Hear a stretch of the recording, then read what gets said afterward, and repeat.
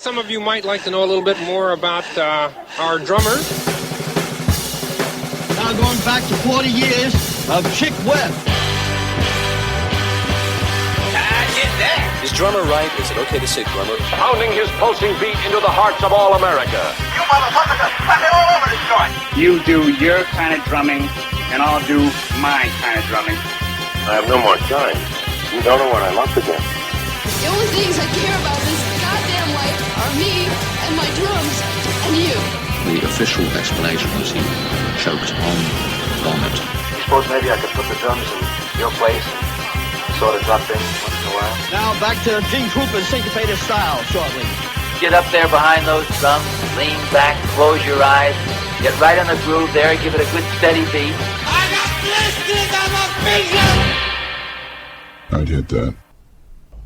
Hold on, I'm in Los Angeles. Okay. With Dan Weiss. Hey. We're in the car. This is not drummers in car getting coffee, but it's close enough. We're heading over to Burbank. Yeah. Dan's in town. What are you doing in town? Tell them. I'm doing my new group. It's the first gig of this new band, and we just recorded a few weeks ago. We were doing the Angel City Festival, and it's with Craig Taborn, Matt Mitchell, Ben Monder, and Trevor Dunn. Right. We're playing tonight, and we're leaving at 6 a.m. tomorrow. And this is, so you're living where now? Brooklyn. Yeah, right. So you're just down here for this one show? Yeah, I'm flying back tomorrow, and then I'm coming back out here the 10th. Do all these guys live out here? Oh, no. Everyone's in New York. Everyone's in New York, guy? Yeah. So you all came out just for the gig? Uh-huh. Wow. Yeah. Nice, man. Yeah. This is the new project, Unveil. New project. Unveil. Definitely. Unchained. Unchained, hit the ground running, 2 o'clock. What's the deal with this? What's the plan? With the group? Yeah. The plan is to play a lot. It's a group. Can I make it a little warmer? Is that cool? Yeah, man. Yeah. Throw it on to red, to heat. Okay. Yeah. Dan Weiss adjusting the dials. Dials, baby. Gary Dial. See, are you a producer? Turning knobs? I'm not, but but I don't turn knobs, but I can produce. Mm-hmm. Produce my own stuff. You engineer? I don't engineer. You don't engineer? No. Good food. Experience. What'd you have? Salmon avocado toast. Very good. Fried capers, which I've never had on there. Fried capers. Yeah. Nice little touch. Yeah. Nice touch. Got a good oil, good salt, solid. I like bagels and lox. Oh, man. And you get the capers. Yeah. And the onions. Oh, yeah. I'm not a cream cheese guy, but I go... Me neither. Really? Not a cream cheese guy. So I just do the bagels and lox. That's what I do. That's fucked up. See, you're fucked up. That's crazy. You're fucked up. I've never met anybody. I know. We're freaks. Who does sans cream cheese. From the East, you're from Jersey. I'm from New York, and we don't do cream cheese. Just none, right? I don't do any. No. That's crazy. No. I'm not a mayo guy either. You? We're not having it. Fucked up. No mayo. No mayo. Fuck mayo. Mayo. I don't. Did people curse in these? We curse. Okay. We use the foul language. Okay. Not a mayo guy, not a yogurt guy. Oh, I'll hit the yogurt, The but yogurt. that's you gotta get the bacteria in the gut, all that. I'll gag. Yeah. But you eat tomatoes? I love tomatoes. And are you a sauce guy in general? Tomato sauce? No, sauce, just sauces in general. Are you like a sauce guy?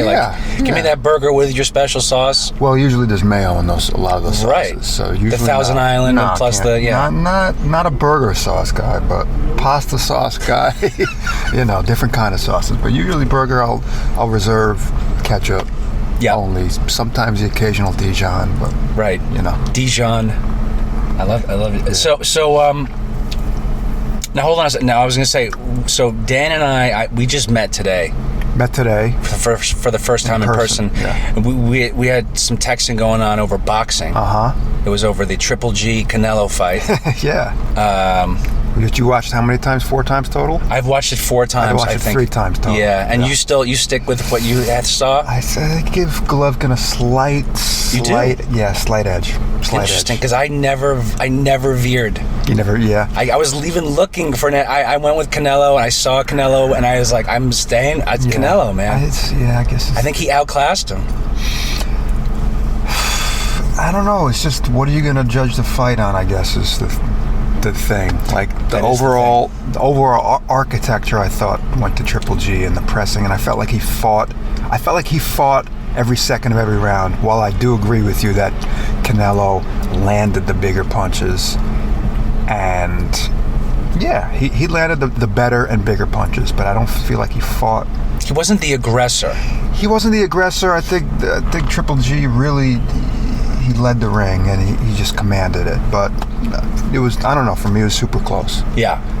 But it gives us the rematch. And then we Cinco de Mayo. Cinco de Mayo, and we can do best of 3, perhaps, even. I will say that I think Canelo will win that. The next one? Yeah. I would say he has the edge now. I would say so too. Because I think the whole thing about the iron chin and all this, and I was like, well, what about They both have iron chins. Yeah, but also Triple G never did bring out the big guns and put the big shot. He never did. Yeah, not like Canelo. Canelo landed some huge. Canelo landed. And Triple G walked right through him. Because he's a fucking Frankenstein. I mean, he is. There's no doubt. It's crazy. There is no doubt. By the way, you good with the? Are you still? Yeah. You still no, chilly? That's great. Chilly Willy? No, it's good. A little cool air. It was a good fight. I thought it was a really good fight. By the way, we are in the Ford Escape.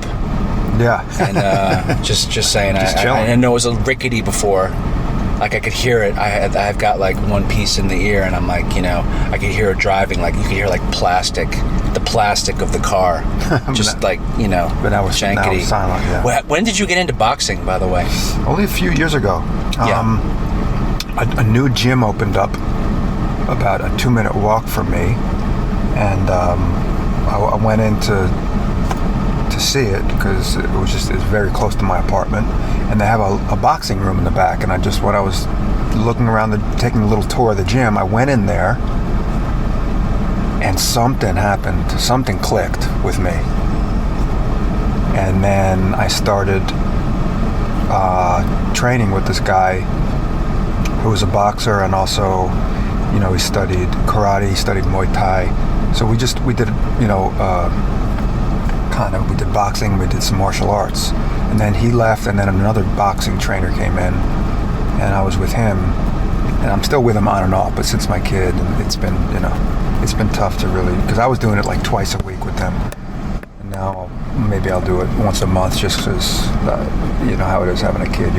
I'm just dedicating everything to music and parenthood. So yeah. But that's when I got into it 3 years ago, and then I started just watching all the classic fights and kind of studying it. I got really obsessed with just exactly. Just studying it and looking, like researching the best fights and looking at them, and then rewatching certain, and how it would relate to music, how I could try to relate that to music. This is where I was going with it, so let's go. We're there. Like, by the way, which I was mentioning Steve Coleman before, because he's a very influential. The saxophone player, musician. Like I'd say one of the most influential musicians of the last 30 years, by far. I mean, but he's super into boxing, and he has been for a long, long time. And he did a whole essay on how like Floyd Mayweather's rhythm is. You can see parallels between that and Charlie Parker's rhythmic phrasing. So he did a whole essay. Yeah, so I'll forward that to you. Whoa. He's a very deep guy. Floyd is deep. He's a deep boxer. Deep boxer. So that's why I thought Canelo tapped into some Floyd with this fight. I did. I see. I think that fight really, the Canelo Floyd fight really taught him a lot. Yeah. Gave him a lot of experience. But you see the parallels between.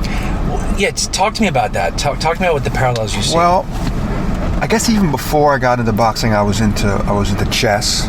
Okay. Okay. I didn't really have any hobbies until I hit about 30. So you're a chess guy too. Interesting. I didn't know how the pieces moved until I was 31, and then I got into that, and I got into that super heavy, and I got into poker like maybe a year before that. So to me they're all the same kind of thing. They're all timing, strategy, rhythm of different rates, right? You have chess, which is a slowed down rhythm of boxing, but it's all tactical, it's all positional, and it's all strategic. Same with poker, same with boxing. I think for me the only difference is the rhythm. boxing's at a faster pace, maybe 1,000, 2,000, 3,000 times the rate of chess, but it's still the same. Its rhythm and its strategy and its tactics or position, So, I guess with the boxing, before the boxing was the chess, and I would always think about positions or just tactics while playing or composing and, timing. And so the same thing for me applied to boxing, like sometimes I'll be playing maybe just time or something, and I'll think of my snare comps as like jabs, and then, if I'm playing more activity, maybe those are like the bigger combinations. Or, how if I'm playing, do I want to play like an outside fighter, and maybe that directs to maybe a lighter approach and really picking my spots, or am I, in the phone booth, am I playing a little more, maybe that could translate more into just like a deeper sound or toms or just more activity. So that's one thing, just like the type of just overall aesthetic that's happening when you're playing. Super light, like, out fighting, pot shotting, jabs, or, it could be that. It could be like combinations, like how I want to execute a certain combination, maybe that I see someone execute. How can I apply that to the drums? Maybe, possibly, like a 1-2, 1-2-2, 3, duck, uppercut, whatever. How could I apply that to the drums? Just timing and how that equates to, when you're accompanying somebody, maybe when they're taking a solo, how I could think about, the same things, and different boxers for me, they would make you play a different way, like if you're emulating someone like,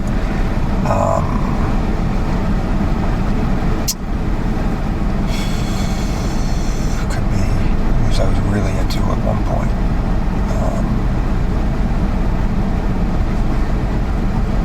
Dun dun dun dun dun dun.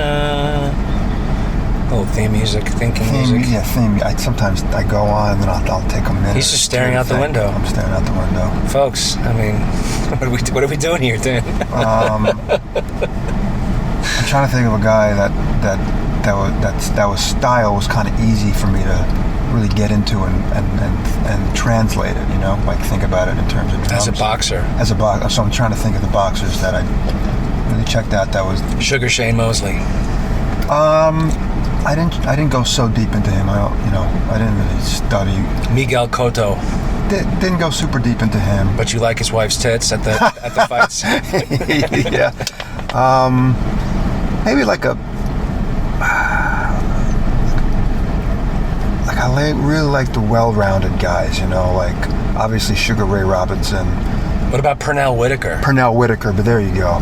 Like, Pernell, what about that guy? Like beautiful, like just defense. Also, like James Toney too.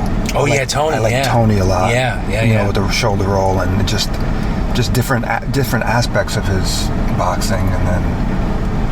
What about Duran? Duran was one of my favorite. Duran alone.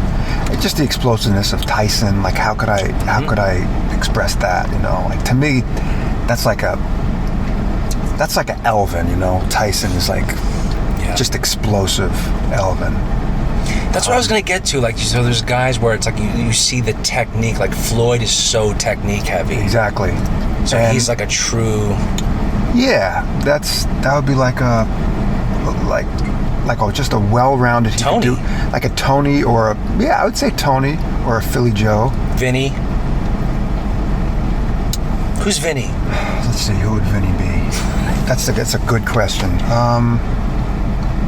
Because Vinny can do a lot of things? Vinny? Yeah, he could do kind of everything. Because Vinny did Megadeth, and Vinny can do Vangelis, and is it Vangelis or Vangelis? Yeah, whatever. I don't know the pronunciation. What is that? I would say Vinny. It's a tough one. So that's one to think about. What about Alexis Arguello, maybe? Whoa. Possibly. Like just super well-rounded. Interesting. great boxer, great puncher. Interesting choice. Or maybe someone who's just can do. Maybe like Lomachenko, possibly. Interesting choice. Yeah. Lomachenko. Yeah. Just the skill set is fucking beyond belief, right? Like, so you kind of, Vinny, just his skill set in all different aspects of playing, whether it be just technique or just groove or just slickness or just ability to adapt. Yep. Do you think of it as in terms of also when you seeing guys train for a fight and that focus? I mean, do you also use that for practicing and? Yeah, and I've been fortunate enough to have the same tabla teacher for 20 years. I've been studying tabla for 20 years, and his name is Samir Chatterjee, and that's a very focused, disciplined art form. And when you practice, it's like a boxer training. Like, it's sometimes you'll go for 3-4 hours straight without taking your hands off the drums. So, is that what you practice at home?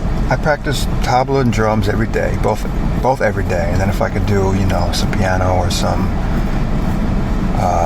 maybe a little singing, like Indian classical singing, or this past year in preparation for this recording, I learned electric bass. I wouldn't say at a good level, but enough that I was able to write with a different perspective. So from the electric bass I was writing. So self-taught? No, I took lessons from Trevor. Gave me a couple lessons. Chris Lightcap gave me a couple lessons. Jessica Hume gave me a lesson. My friend Johnny Flower, who's in LA, who used to be in New York, was one of my closest friends, gave me a really good lesson. Linda O gave me a lesson. Pick or fingers? Fingers. Mm-hmm. Miles Okazaki, who's a guitarist, but he gave me a few lessons just on getting around the instrument and really good exercise. Do you have Fender Jazz? P-Bass? I have a Fender, what is it? It's a Fender something. I don't even know. But yeah, so definitely not self-taught. Would you like to be at a place where you can pull a Nate Wood and do some bass playing gigs? You no interest in that? No interest, zero. No. That wouldn't even seem sort of interesting. Like, hey man, we're doing this 2-week tour. Why don't you be the bass player? That wouldn't excite you. It's not going to pay enough. No, but that's a joke. But it's serious too. But no, I don't have any interest. Interest in that. In playing gigs with the bass down the road. No, I mean... That wouldn't excite you? Well, Zach Danziger on drums and you get to play bass? Like, that wouldn't interest you? Yeah, it would have to be pretty simple stuff. I mean... And I'm not going to go... So play with me then. You be the bass player. There you go. That's simple. There was... When I was just learning it, for 3 months, I was practicing a lot. A lot, 2-3 hours a day. And then maybe if you asked me that question back in May or June, I would have said yes maybe. But now with some perspective and with this record being done... it would be nice to go a little further with it, but we're only on this earth for a short amount of time. So drummer, tabla player, composer, all the other stuff, very good supplemental stuff. I'm never going to play piano in a performance, even though I've been studying on and off for about 25 years. You got to know your limitations. You got to know what you want out of each thing that you're doing, and I guess for me, right at this point, everything is always evolving. It's always changing, but at this point, I just want to, in terms of instruments, drum set, tabla. That's really. I've been just focusing and working hard, and then this past year has been, composing for this record. So that's where my head is right now. And you're saying you play every day? Every day, no matter what. No matter what. You haven't missed a day? The only time I'll miss a day is if I had 103 or 104 fever within the past couple of years, and I was just too sick to really hold the stick or play, so I couldn't do it. But besides that, or if I'm really taking if I'm taking a break purposefully to decompress, which happens maybe once every 5 years, I don't miss a day. Like if I go on vacation, I'll take my pad, I'll take my tabla. When we did our wedding, it was like a four-day wedding. I took stuff and I played every day. I took my tabla and I took my pad on my honeymoon. It's not like Triple G says, this is serious business. This is serious business. Yeah. Talent's one thing, but if you have talent, you gotta push yourself and really not waste that and do something. That's just my philosophy. Everyone works in different ways. People have different work ethics. People have different routines that suit them the best. Some people they're not going to benefit from that grind, hard work practice. It's not going to make them better. It's going to make them maybe worse. But I found that it's worked for me and it works for my mindset. And I feel just good about everything if I could maintain that discipline, If I can't, or if it's like 5 o'clock or 6 o'clock and I haven't touched something, I don't feel right. I just don't feel right. Mm-hmm. So. And you do it at home or you have a space? I do the tabla at home. I have a piano at home. My drums, luckily, are a couple doors down from me. So it's nice and close. It's nice and close. I get there, I have the key to that. It's a good friend of mine. The drums are in the basement. I have a key. It's in the basement of your friend's house? Yeah. Oh shit. So. And you just have access? I have access to it, which I'm very lucky, very fortunate. Are there certain hours? I mean, is it like past this time? Yeah, I don't really go past 10 unless they're away. But right. But so it's his kit? No, it's my kit. It's been there for about 10 years, and that's where I shed the drums. So it's like for me a religion, It's. And how many hours a day are we talking? It really depends, but if I could really do between 1 and 2 hours on each instrument, I'm okay. And then, with the kid, I have a 1-year-old daughter. That changed things as far as that? Were you doing like 4 or 5 hours, and then was it? I don't know about 4 or 5. Like there were definitely periods in my life where I was doing that, at least. But not, it's been a consistent 2, 3. For the past several years, maybe sometimes on tabla it'll be a little more, sometimes on drums it'll be a little more. But now between an hour and 2 on each instrument, I'm feeling good, and that I'm able to do that with the kid, which is, I'm not going to have it any other way. I can't have it any other way. Yeah, you were saying before, we were talking about daughters and it's hard to be away. Mm-hmm. And has this changed your wants and needs and views on touring? Well, I've been a little burnt out on touring for quite a while. Talk to me about that. It's kind of a cliche, and I'm sure you heard it been said before, but I feel like I'm being paid to travel, not to play the gig. Playing the gig is the easy part of the whole experience, but that's there's 22 hours of the day to kill. That's 1/24 of the equation. Yeah. So you're talking about a 60 or 70 or 2-hour set, or 2 sets, 2 hours. That doesn't take the travel, the grind, the waiting, the sound check, the waiting, the whatever. Mm-hmm. Still feel very lucky and blessed to be doing what I'm doing, but I think I'm starting to realize that, and what I'm pushing towards is when I'm going to do tour, I want it to be more as a leader, and that's what I'm really working towards, because that way, the times that I've toured as a leader, it didn't feel like, and it's not a drag playing as a sideman. I love playing other people's music, as I've been doing that for so long, and it's not that. But when you're playing as a leader, you're presenting really your vision. You're presenting really what's inside of you, and so there's more at stake when you're presenting your own music. So when you're touring with that mindset, for me, it's made touring a little bit easier, and I can wrap my head around it more. If that makes sense, there's more at stake. It's my vision. So I'm a little more excited to go and do that, because when I'm just playing drums, other people's music, which is great, and I'm really lucky enough to do that, it's still not completely your vision. It's not, you're not presenting your thing. You're presenting your drumming, which is great, but it's a whole different thing, leading. And there's a lot more stress leading. Obviously, it's on you. Everything is on you. If the hotel rooms aren't ready, it's on you. If the plane is delayed, it's on you. If your airport pickup is not there or on time, it's on you. If someone misses a lobby call or sleeps late, it's on you. Everything is on you. If the food at a restaurant is not so good, it's on you. If, they don't have coffee at the venue, it's on you.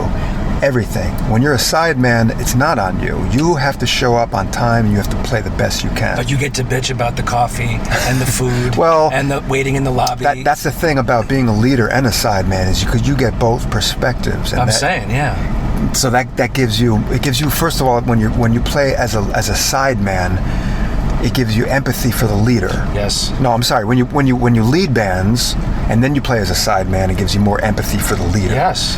When you lead bands and when you play as a sideman, when you play as a sideman, you want to be treated in a certain way. So then when you're leading a band, you treat the guys, if you have enough experience playing as a sideman, you treat the guys the way you want to be treated.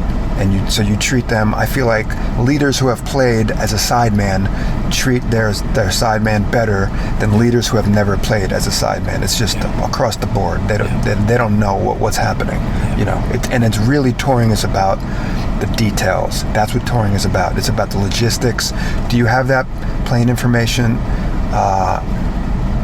in enough time to change your seats?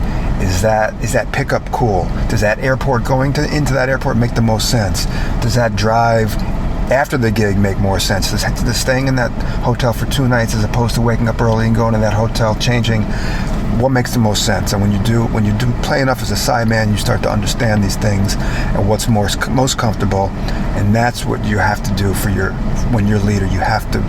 It's like you're in a war with these guys, and you have to make the shit right. You have to make it right because touring's not easy. It's not easy. Playing's easy, but touring is not. What's the last tour you did? Well, I've been doing a lot of 1 and 2, 3-offs. Mm-hmm. That's what I mean. When's the last, let's see. I usually go out once a month, but the last 2 or 3 months has been, I went to Belgium for a couple nights and played. I played the North Sea I was out for a couple nights. I think the last tour, it was a 2-week tour with Chris Potter on the West Coast in June. That was the last extended thing I did. And Chris is an amazing, of course, he's an amazing musician, but he's an amazing band leader. But by the end of it, you're like, I miss my daughter. I miss my Yes, of course that. But when the shit is right and Chris makes everything right, every detail is right. He's super chill and he just knows what to do. So a tour like that, you're not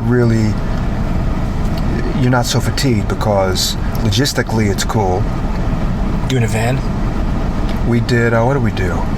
We flew. We took some flights. He rented a car. Kind of both. Yeah. I don't like driving for me is better on the West Coast than taking planes.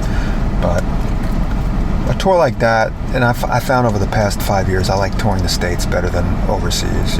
Yeah. Just because. Yeah. Jet lag's less, and it's just easier. Jet lag sucks. Even though I take 10 milligrams of melatonin when I'm overseas. Do you find that works for you? Oh yeah, 10 milligrams. Yeah, you're done. You're gone. You're done. Okay. No, because I've messed with a little bit. Try 5 to 10. I will. You'll yeah. If you wake up the next day, you'll be cool. I got you. I understand. Okay, yeah, because that is the hard part. Being over there is like when you're just up all night. Yeah. But yeah, you find coping mechanisms after you've been doing it for 20 years. But so I gave you a long-winded answer, but no, that's just we're long-winded here. So touring as a leader, if I'm still going to tour, I think the ratio of touring as a leader to touring as a sideman is gonna. I want it to change. Whereas it was a leader maybe 10% and sideman 90%. if I could, in the next couple of years do 50-50, that would be a nice starting point for me. So you don't really want to stop being a sideman? No, because there's too many great opportunities, musicians that you want to dip into. Yeah, just I'd like to balance it out more. That's all. I want to balance it out. No, I totally get it. So, but again, like having the family changes that as well. Yeah, it changes that. It's just that viewpoint. Yeah, it's tough leaving my daughter. It's just emotionally very tough. Yeah. My wife was always cool with me leaving. She's very independent. But she gets it, obviously. She gets it, and she got it from day one. Right. And she likes her space too. She likes her independence. So yeah, so you totally. Okay, so you understand. It's the only way it works, though. I think. Yeah, I don't know. I guess otherwise you have issues. I mean, I wouldn't know either, but I guess that's... Yeah, maybe there's other people have issues with touring and their spouses. Because I would think the spouse has got to get it. I think it will make life a lot easier and less. Now that's one area where you wouldn't really knock heads about. Yeah. We haven't knocked heads in that area, so it's been fortunate enough to. Because it comes with the territory. It comes with the territory. Yeah. Yeah. So that's touring. But are you playing poker for money? I'll play once every. I used to host a game at my place, but just very small stakes. Mm-hmm. You would lose or win. I don't know, $20 to $100. Mm-hmm. Nothing. But just fun group of friends, but really competitive and people who knew the game. So it was a fun game, and it was a competitive game, but it wasn't like if you took a bad beat or something. It was just your friends, so it's all good. You ever go to tournaments and you ever do that stuff? Once in a while I'll play legit, like I'll go to a club here and there. You ever do the underground clubs in the city? Yeah. I've see A-Rod, Ben Affleck at the club kind of thing? I think Ben would play. Tobey Maguire? They would play for a lot bigger stakes than me. I'm kidding. But yeah, they I got a buddy who's been doing it for years and I've gone, and it's like, I know. I've done that. The Hasids are really into it, by the way. Have you seen the Hasidics? Oh yeah, play with them. Isn't that hysterical? They love to be there. They are big action for the most part. Big action. And they like to joke how they're not supposed to be here, but there they are. It's hysterical. And they're bloating the pots. Right. So but I love it. I love the game. Because really it's a game of math and. Is it a little bit of bullshit though? Do you find like it's a little bit of acting and like? No, in the short term. But if you're, it's not Texas Hold'em. No, Texas Hold'em, yeah. But I'm saying like is it liar's poker to you? Or no, it's skill, and in the long term, it's like investing. The longer you do it, the more you're gonna. If you're a better player than people, you're gonna make money doing it. Right. So you could sit down 10 times and lose money, even though you're a better player at the people at the table, just because in the short term there's a lot more luck. Over the long term, the skill outweighs the luck. So. But I have one of my best friends is a professional online player who plays pretty big stakes, and his specialty is heads-up poker. And over the years, he's just given me a lot of tips. My brother-in-law also plays pretty much. That's what he does for a living. The underground New York. That's what I'm getting at. So I was just wondering, have you ever dipped your toe into that? Like, were you at a point of like, let me see if I can make some bread doing? No, it was never like that. No. It was always just for fun, like here and there. Yeah. What about chess? Did you ever play for money? Union Square, yeah. You did, yeah. You pulled a Stanley Kubrick. That's right, Kubrick with the George C. Scott, yeah. You know that story with Well, also Kubrick played in Washington Square Park for money, like early on. Like that was the way he made some. Yeah, okay, I didn't know. Yeah, because those guys are making bread down there with the clock. Yeah. I play. There's actually a lot of jazz musicians who play.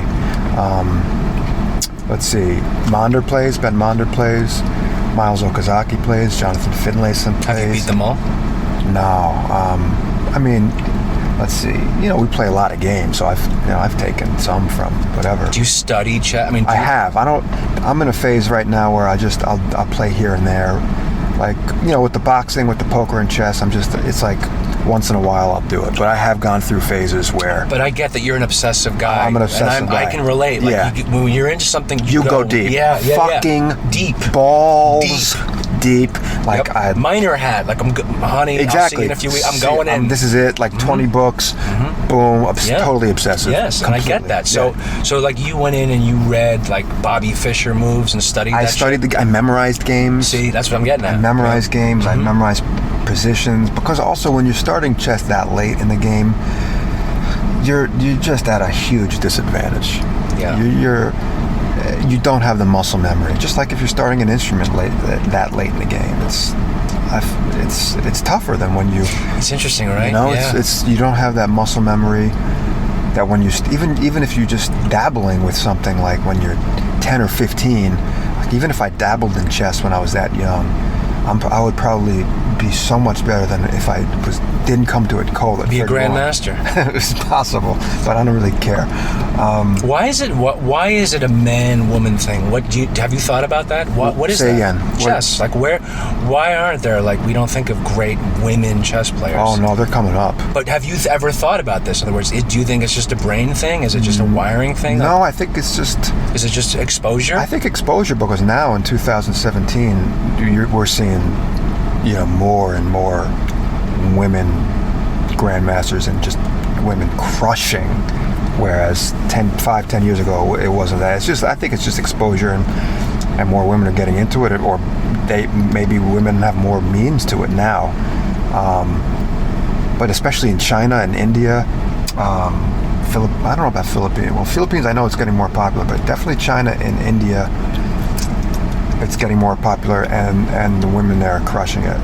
There's no women in the top 10 or top. Actually, maybe. Like you follow chess? Like Yeah, yeah. I follow. You know names? Yeah.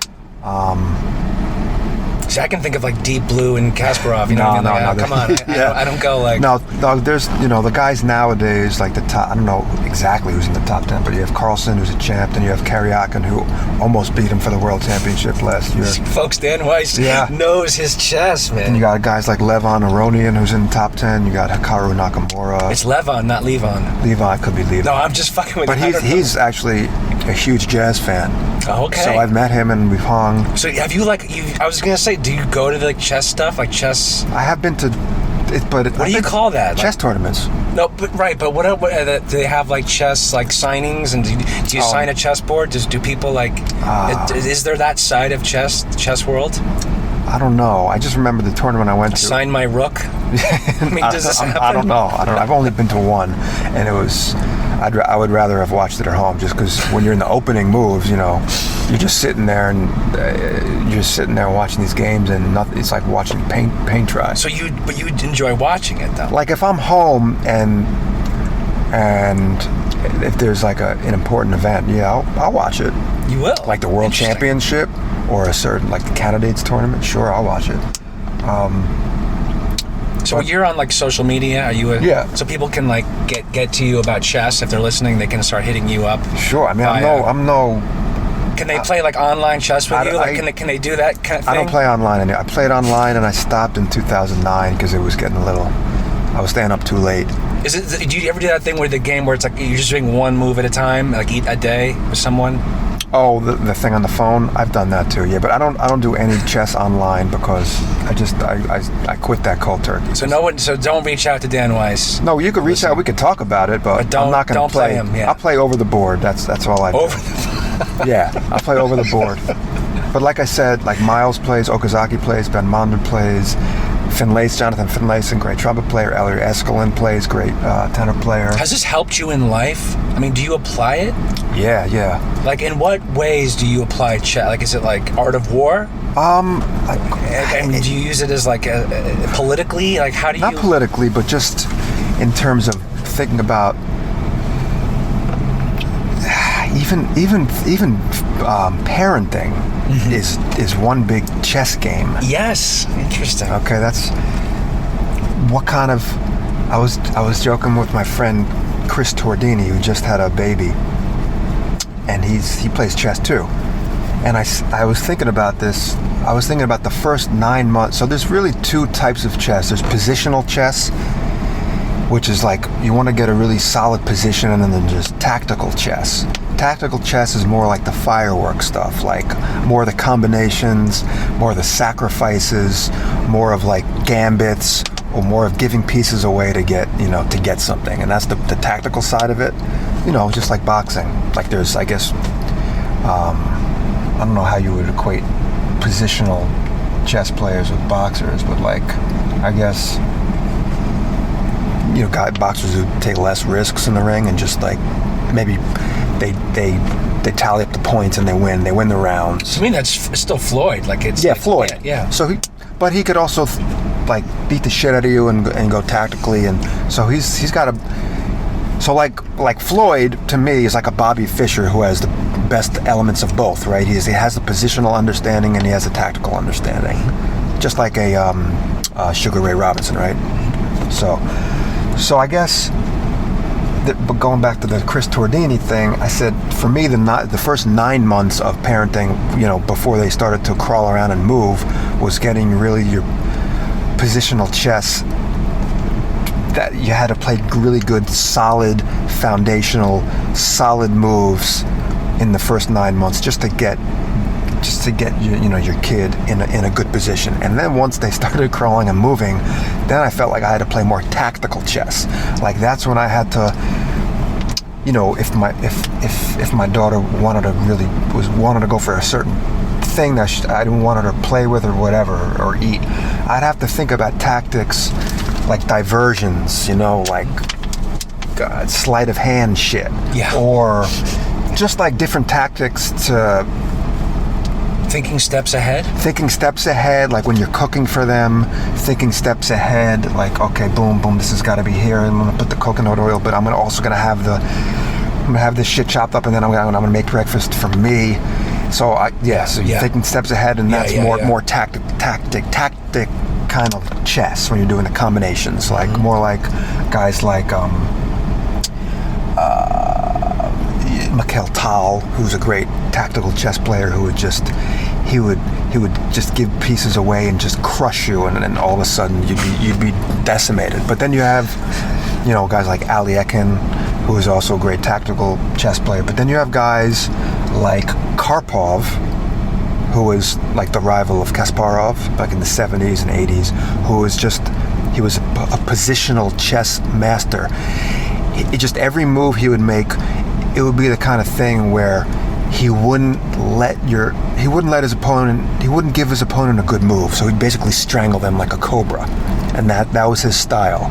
It was just he'd fucking get the best position and just strangle his opponent until they had no good moves. Game is over. Whereas the other guys would just go for a vicious, like they'd have a vicious checkmate, boom, and you're chopped like that. But then guys like Fischer, both.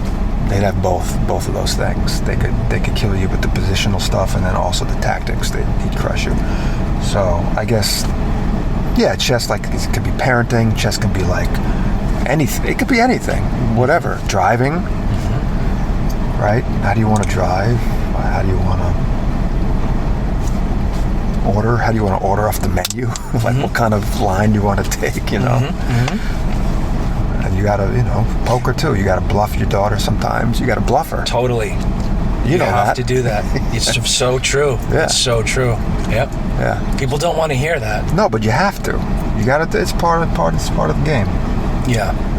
No, this is important to me always. Like to find like taking other sources that you can apply to your music or your approach or your technique or your way of thinking. Right. This is always to me super fascinating. Obviously there's a lot of guys who don't do that because they're actually very one track about it. They're like, no, I'm kind of music. I don't really have other hobbies, or you know what I mean? That was me until, like I said, 30, 31.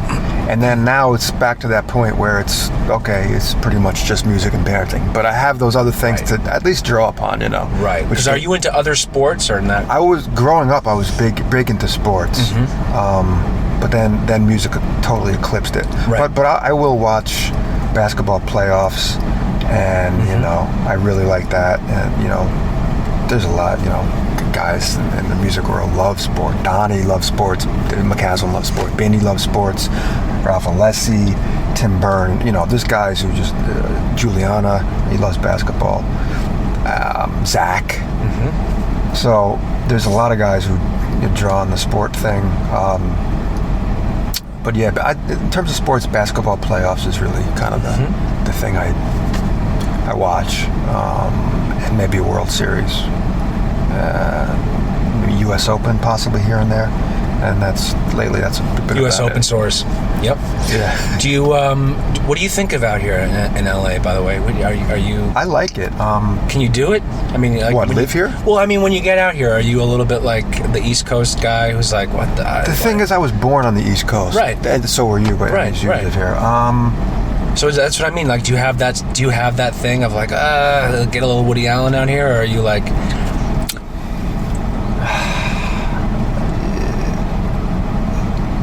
You're not going to offend anyone. I'm just trying to think of the most honest answer. Yeah.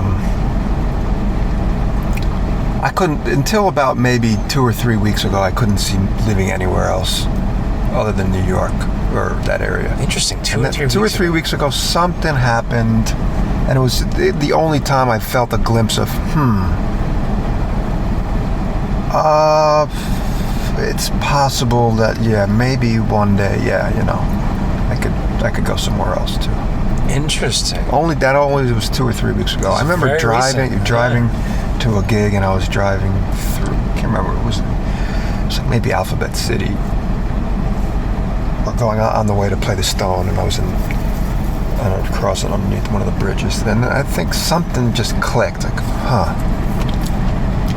maybe.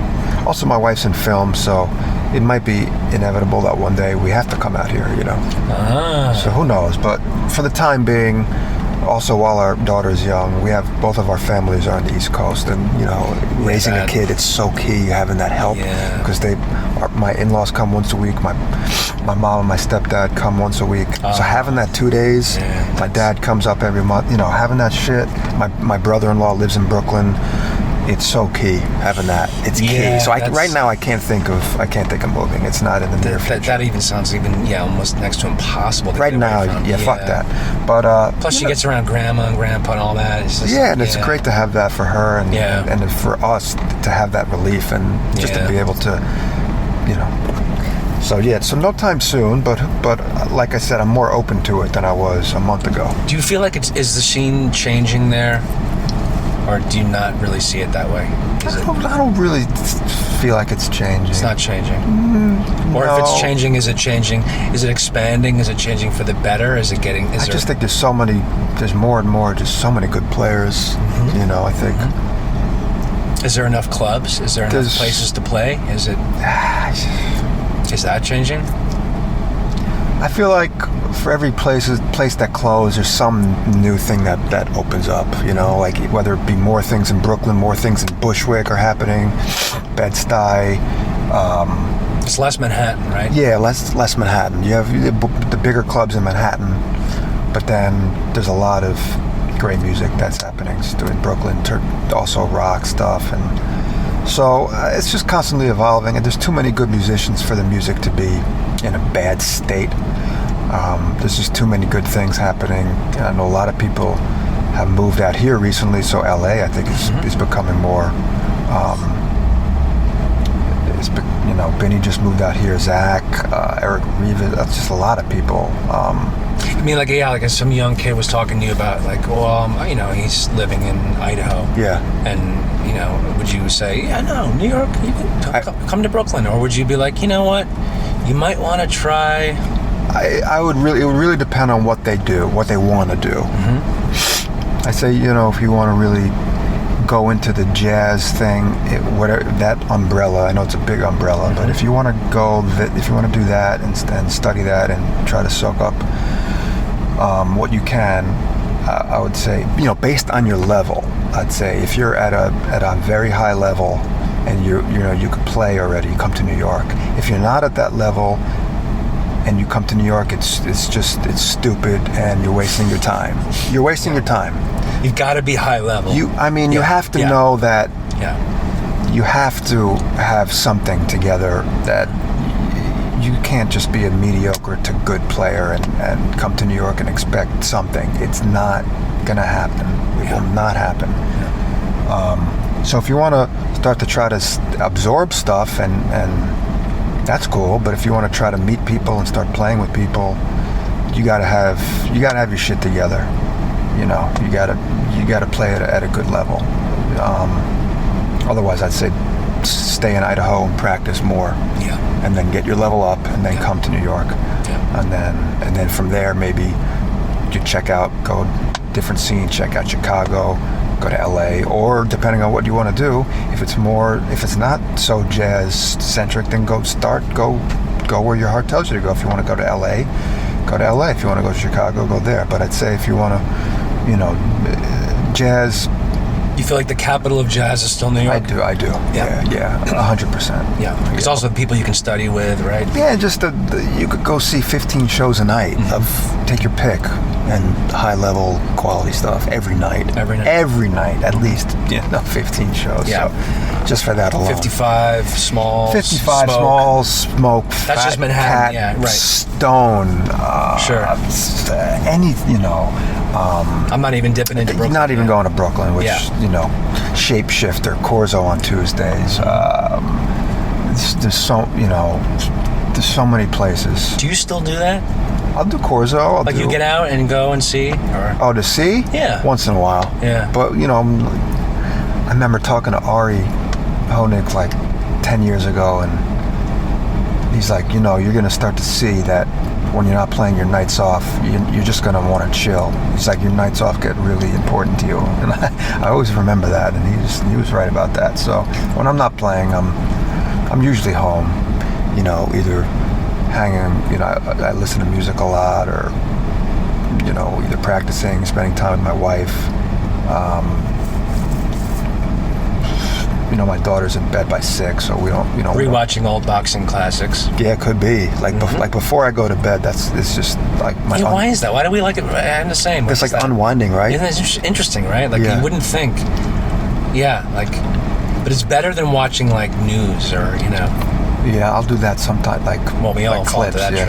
It's tough. But it helps. I don't know what that is. I've been doing that too. It's like you watch. I was watching. I told you De La Hoya and Mayweather, and it's yeah. Like bedtime. It's total. It's like a bedtime story. Totally, it's great. I don't know what it is too. But that's my winding down time is right before bed. What are you listening to these days? Oh, everything.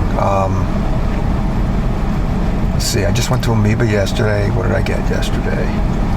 I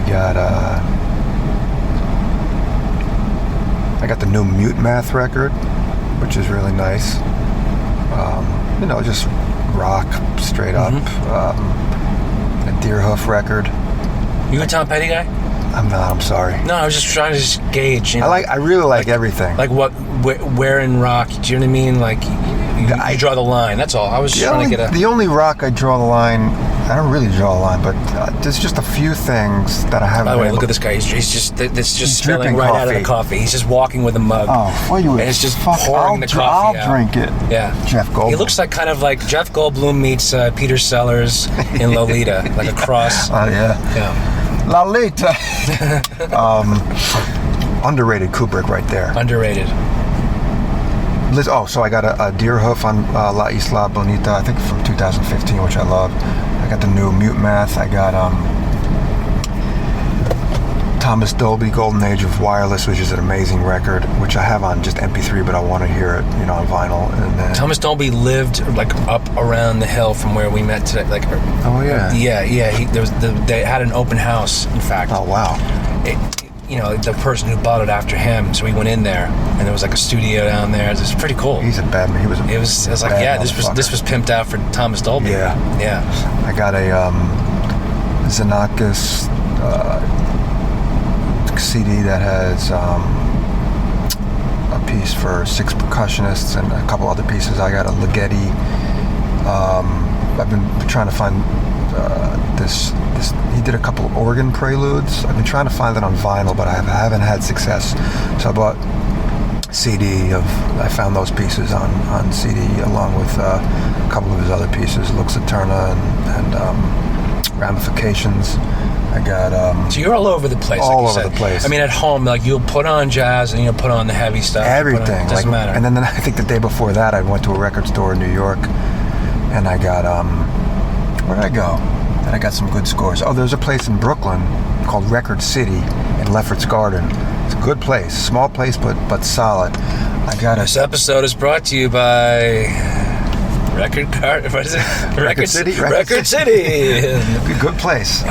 Fenimore and Flatbush. Fenimore and Flatbush, folks. I got Redman, Muddy Waters. That was Redman's second record. The rapper, great. It's a great find because it's tough to find. You got some Muddy Water. No, the name of the record is Muddy Waters by Redman. See, the rapper. Yeah, it's okay. I'm so unhip. It's okay. It's all right. But he's a great. That was from '96. I think his second full-length LP. That's my favorite. I don't know, span of hip hop. It's just like late '80s to late '90s, early 2000s. So that's like for me the golden era. So P.E. and Public Enemy, Eric B. and Rakim. Wu-Tang, all the Wu-Tang stuff that came out of that. Cool G Rap, all that shit. M.O.P., Mobb Deep, Nas. Right. East Coast for me. When it comes to rap, I'm pure East Coast. We're not doing Tupac. We're doing East Coast. I could respect him and get Biggie, into him, but I'll take Biggie any day over Tupac. Beastie Boys? Love Beastie Boys. Yeah. So my brother actually turned me on to rap. He was listening to rap all growing up. Yeah, my oldest is And I wasn't into it. I couldn't get into it. She was like Grandmaster Flash, even that early stuff, and it was like, I couldn't do it. And then once my brother, and then once I hit 21. Actually, Ari, going back to Ari, he asked me to sub on a hip hop gig for him playing drums, and I was like, all right, I'll try it. And I hated it, and I was like, my brother Jordan, all right, give me a few records to just go in right now. He's like, all right, Low End Theory, Tribe Called Quest, go get it today. So I did, and that's what turned me around on hip hop, and from that day I've been really way into it, LP, a lot, Cannibal Ox, Run the Jewels, the first two records. Third one I can't get into, but the first two, love. So I bought Redman. The day before that, I bought a Wilson Pickett record, and I'm trying to get all my Rush back on vinyl, so I got Caress of Steel, because they do sound better on vinyl. All Rush? Not all, but just like from... We're doing Power Windows? Oh yeah, I think vinyl will go from Fly By Night, we'll go Fly By Night, Caress of Steel, 2112, Farewell, Hemispheres, Permanent, Moving Pictures, Signals, Grace. Wow, look at this, folks. Power Windows. We'll do that. We're not doing Presto. Not on vinyl. The CD is fine. It's too high end. Show Me, Don't Tell Me. It's a great record, but I'm content with CD. And I have most of those I listed I have on vinyl, but I still need Power Windows. I still need Waves.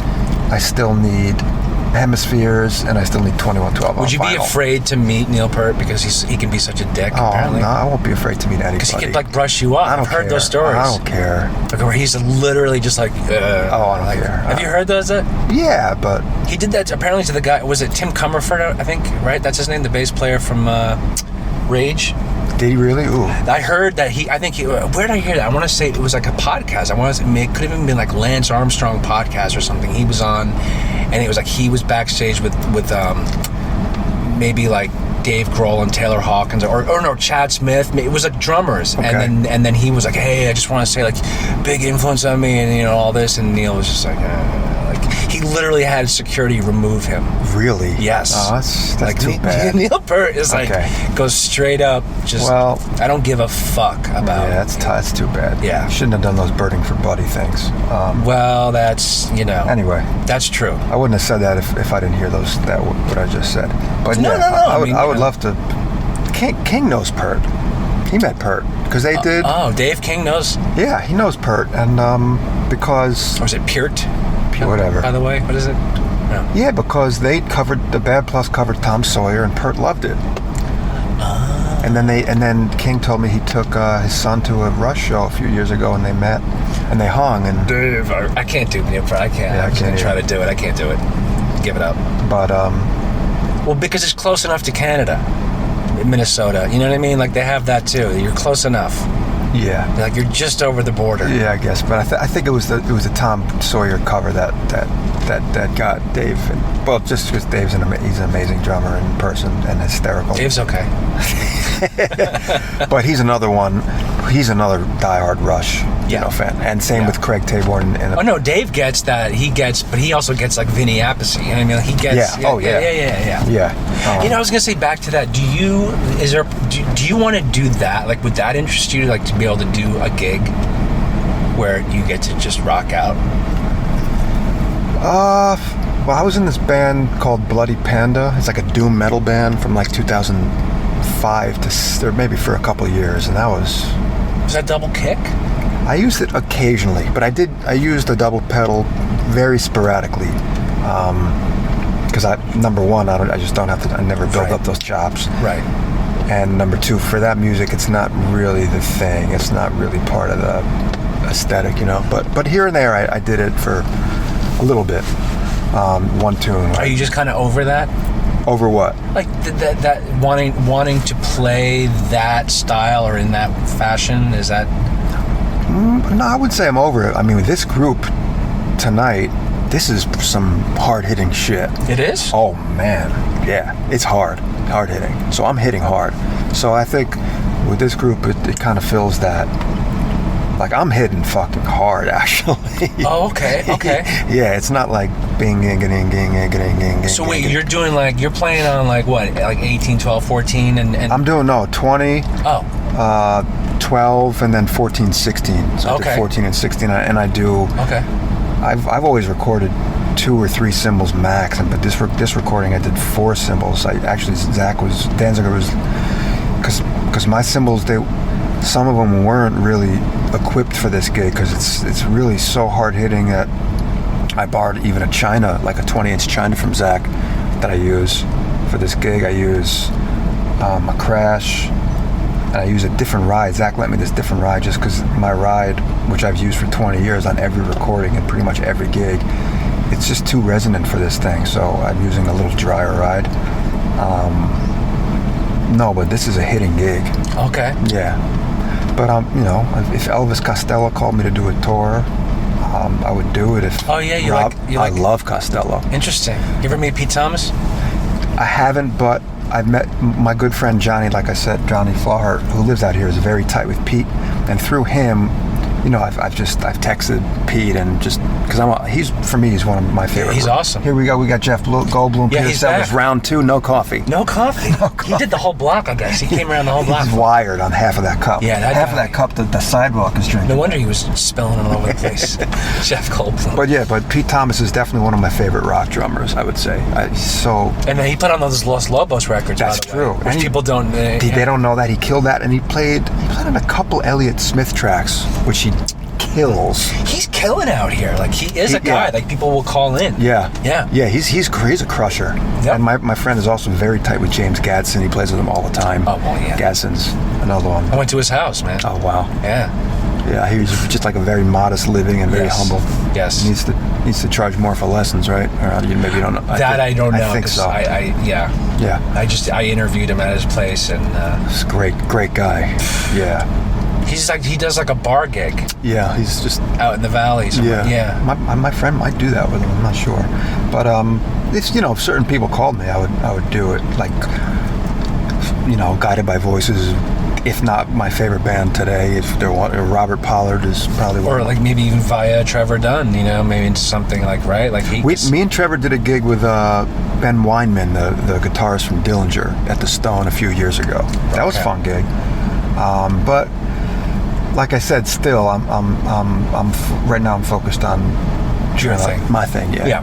So I was just wondering if there's like a gig or a type of thing that you almost want to put out there. Like, you know what, I'd be available for this. I'm into this. Like, people wouldn't think of me, but I'd totally be down. Yeah, to do this. Because I think that happens. I'm a big believer in that. Music, like acting, you get typecast. Yeah, that's true. You know what I mean? You get, like, they think of you for certain roles. Yeah. And they're like, oh, no, he can't play the good guy. He's always the bad guy. You know what I mean? No, I would. And it's like, no, I'm ready to play, Yeah, no, I mean, I got a lot of music memorized. I got all of Costello's tunes memorized, and Guided by Voices and whoever. I mean, but people, remember what David Lee Roth said about Elvis Costello? Do you know? I don't remember. The only reason that music critics like him is because he looks like them. Oh, wow. Meanwhile, Come on, it's just David Lee Roth. I know, Costello can write. Dan looked a little like... Oh, that's... He wants to go punch David Lee Roth now. That's so fucking stupid. I mean, Costello from 78 to 90, I mean, just even to just like into the 2000s, forget about it. Yeah. Just record after record. Record after record. Yeah. I mean, this year's Model, Get Happy, Imperial Bedroom, Trust. Spike, up to Spike? Past Spike, Brutal Youth from 94, which was ridiculous, and that's some of my favorite Pete Thomas right there. Delivery Man, at that point, we're losing it a little? Delivery Man was what, 2005 or 6 or 7? Is it? That was the last one for me. Would you say Once He Married Diana Krall? What happened? When was North? Yeah, North was early 2000s, which I love that. And that was just ballad heavy and just beautiful songwriting. What happened? He was with the bassist from the Pokes, and then he goes to Diana Krall. What the hell happened? I'm not sure. But, he's got to do what he's got to do. But on that record was on North was Erskine, Michael Formanek. Right. Because it's via her. Right? That's her world. He dipped into her. Exactly. peaks. And I love that record. Yeah. And Lee Konitz plays a really beautiful solo on the second tune. So that record I love. But then he's doing his thing and he's always evolving, which I respect. I think Delivery Man. Seen him live? I've seen him live, yeah. Me too, yeah. I love him. I mean, just I love the purple suits. I mean, come on, that alone. He's a bad motherfucker. He's a bad motherfucker. The string quartet record with the Brodsky. Davey on bass. There's another guy. Davey Farragher. Oh, yeah. He's out here. Oh, yeah? I know. Yeah. Yeah, he's great. I love Costello. I've loved him for a long time. I wish Elliott Smith was still alive, If he called me to play, in a heartbeat. He's still one of my favorite. Yeah, I get that. You get the singer-songwriter thing. God. You Leonard Cohen guy? I like Leonard Cohen. Yeah. I like him. Not my favorite, but I like him. But yeah, so many guys. So many guys. There's just so much music. That's the thing about liking a lot of music. When you go into a store like Amoeba, you're just fucked. You really got to prioritize, because I go to every section. Any punk, jazz, metal, classical, gospel, Christian, drum and bass, house, soul, reggae, world music, Indian music, that's everything. So it's tough. 2 hours is tough. Do you do tabla gigs? Yeah, I do legit classical, and I do it with a couple different kind of crossover things. You ever talk with Steve Smith? You ever talk?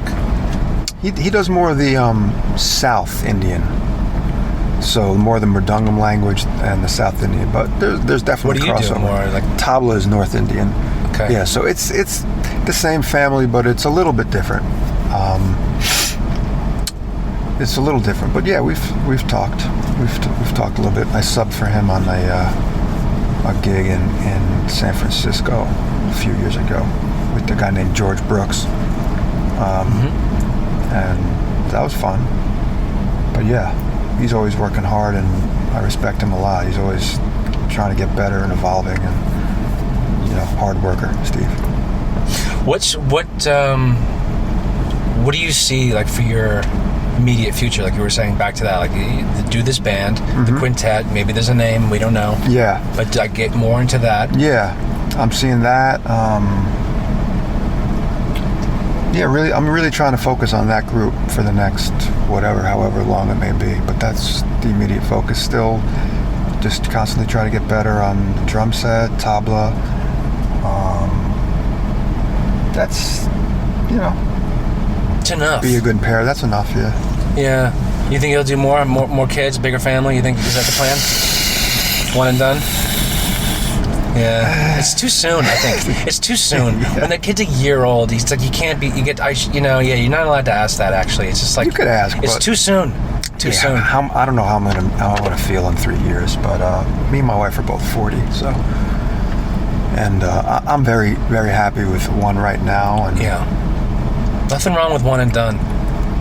That's my instinct, but hey, like I said, I was never willing to change where I wanted to live until 3 weeks ago. So isn't that interesting? I could change. Yeah, I could maybe change my mind. But maybe you're thinking, because are you starting to think backyard and stuff like that? You're starting to think house. Is that part of it? Definitely in the short, long term, short term, short, long term. Yeah. Long, short term. Yep, long, short.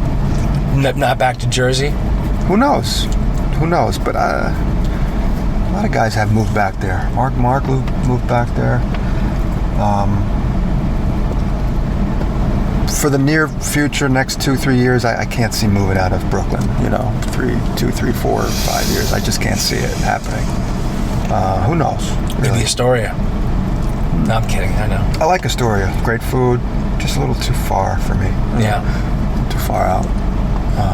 And Jersey again, like not feeling it. Like back to suburbs. It's a commute. You have to drive again, right? Yeah. Who knows? But I think psychologically, right now, I couldn't wrap my head around going back there right now. Just in this stage of my life, it's probably too close to coming out of there. Even though it's already 22 years ago. It feels like yesterday. Crazy, right? Crazy. So I wouldn't be able to wrap my head around going back to Jersey right now. Maybe in 10 years. Who knows? Maybe San Francisco. I have no idea. Here is Peter Sellers, Jeff Goldblum. We'll just call him Jeff. Yo! Sorry. The fly is back, folks. Yeah, there he is. I forgot my mantra. Where's William Hurt? No, you know what? What I'm saying. Jeff. What I'm saying is, I don't know. He does look very. I'm Sellers. Sellers. There's more Sellers. I really am. I just had to stick with the Jeff. I know. I like it though. I like that you were shouting out. But see, that was tactical. And he did look over. He did, but that was that's an example of tactical chess. See, you were tactical. I diverted. You pointed over him. Yeah, that's a tactic. Because he looked right at Dan like, what? What are you talking to? That was kind of like a feint. Yes. But that was, this is very like East Coast shit. Like just to kind of be like, oh, look at Jeff Goldblum over there. And then call him out, yeah. What do we got, the fly over here? You know, just like calling him out. Yeah. It's more. Yeah. But yeah. Sometimes I don't have a filter. We prefer you leave your filter at home if you're going to come on. I usually do. I'm going to put you on the spot now because one thing I was doing last time, I mean, back when I was doing this more, is telling people like, hey, give me someone. So I want you to, you don't have to answer me now, but I'm throwing that out to you. Someone to do. Yeah. Okay. To do, exactly. I need someone to do. You're going to give me someone. I will. You're going to think of someone. Does it have to be right now? No, okay. I'm just putting it on the spot live. Like, in other words, like, you think of someone. Okay. That you're like, oh, you should, maybe they're out here, it'd be easier. If they're in LA? Okay. Yeah. And you think about that. Or maybe someone who's, people come out here. It happens. Yeah. I'm going to think about that. There's so many great drummers today. It's really. Or bass players, too. Bass players? Or anyone. Guitar players. And anything. Saxophone. It doesn't matter. Okay. Yeah, absolutely. Shit. All right. Fuck, man, I'd have boxers on. I don't care. Oh, yeah? Yeah. All right, so I can. I'd love to open it up. Wow. Why not? How much could we learn from Freddie Roach, Teddy Atlas, have him on. We have firemen. Teddy Atlas, hysterical. Corruption in boxing. Yeah, hysterical. Hysterical. Yeah, he went deep. You know what I mean? So, I'm all for that. Like, I wonder if, Steve Coleman would talk. He would really go in depth about the boxing music correlation. In depth. See, where does he live? He lives Pennsylvania Water Gap. I don't know if he's talk to him and see. Does he ever come around? He does. Here's around. Nah, fuck it. Around this guy, folks. Steve is. Should we get a picture of him for the listeners? You gotta get a picture of him just so we can add it to the Peter Sellers. Yeah, he's wearing a wig too. You think so? Yeah. You sure that's a wig? No, but I'm like 84%. Because I know what you mean. That's a wig. The coloring doesn't look right. It's a wig. You know what I mean? Yeah, he's got a wig vibe. It's a wig.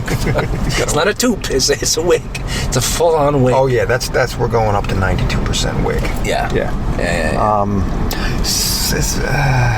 Maybe if he's out here, I could. Steve's a very unique. I like this idea. Like I didn't know he did a whole thing on like. Oh man, he's equating Floyd. He's the guy. To Bird, you said? Yeah, to Bird. Which is interesting. I would never have thought of that. I could see like Coltrane even, or. Check it out, and he's the best guy for that. And he's just a super knowledgeable guy about a lot of stuff. Lomachenko, Reagan Dow. You want to make a pick? December 9th? Lomachenko. See, I'm going with Rigondeaux. How about that? Okay. And that'll be fun for us because it makes it better when. That's another one. Like I like. I'm going with I like Rigondeaux just because of experience, and I feel like he's got the poise how many fights and all has he that. fought? 400, something like that. And he's like 36, and Lomachenko's like 20 something, right? 28. I just feel like Rigondeaux, that old man experience. Yeah, he's gonna outpoint him. I think so. I think poise too. Like he has that. Maybe I should have thought of that 2 seconds before I answered that. More. See, all right. You can change your view on that. I didn't think hard enough. No, you can change your view on that. That's fair. Won't hold you to that. But we'll talk. Okay. December 9th. Listen, folks, Dan Weiss. Thanks, Dave. Check him out online, right? Social media. Social media. Hit find him up. Me, Instagram, Twitter, don't friend him on Facebook. Oh. Don't do it. But he doesn't need any more friends. I don't. Facebook actually, I don't really check out much. But yeah, Instagram and Twitter, I do more. Instagram or Twitter. And his Snapchat. He's big on that. What is Snapchat again? I have no idea. That's my 13-year-old's on Snapchat. I mean, come on. Yeah, I don't know about it. I mean, it's like you do like whisker face and cat ears. Oh, I don't know. You know what I mean? Yeah. That's all. Apparently, that's all you do. Okay. Yeah. I haven't done it. Okay. And I'm married, so no Tinder or anything like that. No Tinder. Yeah. Don't hit him up on Tinder unless you use his fake name. Which is Jeff Goldblum / The Fly. The Fly. Check out The Fly on Tinder. At petersellers.org. petersellers.org. And only Elvis Costello fans need apply. He only wants to have sex with you if you can name 6 Elvis Costello albums. That's gotta be a. He's like I don't know about that. We'll say 2. You run it by my wife, and then you got to name probably 11 at least. Yeah. Is she, by the way, is she a fan of Elvis Costello? Yeah. She likes some tunes. Okay, not a huge fan. Listen, we got to go. Oh, and he sent me. I love it. You already sent me a picture of The Fly. We're gonna take. We're in Burbank. You got to go to. He's with Camber Cymbals. We're gonna go to the headquarters. get those bronzy things. Camber, folks. Buy Camber and to help support Dan Weiss. He's single-handedly holding up Camber, right? That's right. I think you're the only guy now, right? I think maybe. You and Tico Torres, I believe. Bon Jovi? Yeah, right. Yeah, is it just you and Tico, right? Maybe, or the guys in the roster? And I think Zach told me he's switching to Camber. Zach Danziger, folks, going to Camber. Breaking news. Nate Wood, I think, is going to Camber. Nate Wood's going to Camber. And Steven Adler. And also... Slim Jim Phantom. I'm like Tommy Aldridge is going to Camber. Tommy Aldridge, the best, dude. Yes. Also, best. Mark Zonder. You want to talk about wig? I don't know. I mean, Aldridge, can you still have that? I mean, is that... Mark Zonder, Fates Warning, is going to Camber. Mark Zonder. Nice. Yeah. Right. Good call, man. All right, buddy. Thank you, Dan. Thanks for having me. Let's go to Larry with Floyd Mayweather. Thank you, Jim. Congratulations, Floyd.